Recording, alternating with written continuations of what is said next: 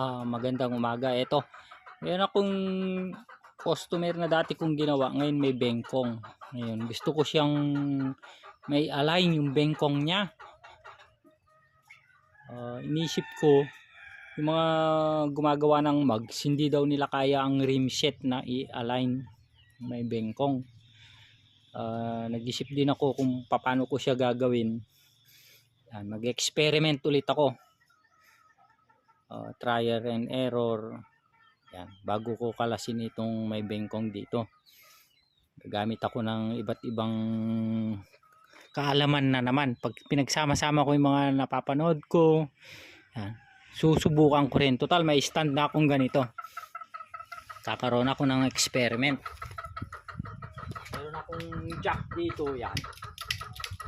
Para sa pag-tweed ng bengkong. Ito, konti lang naman eh. Konting bengkong lang siya. Ito. Paano niya itutulak. Tapos dito rin, kung paano niya itutulak. Paggawa ako ng mga thread na ito. Meron dito sa ibabaw, meron dito.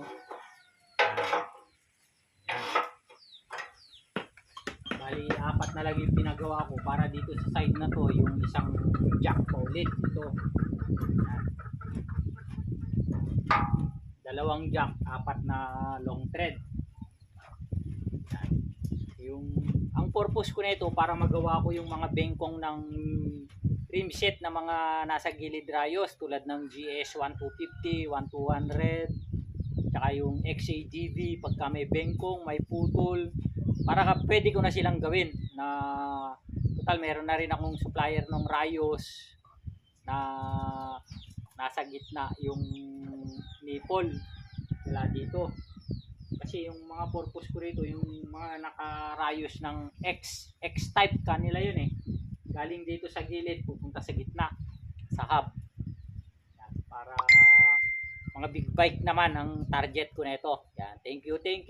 Update na lang, dagdag kaalaman.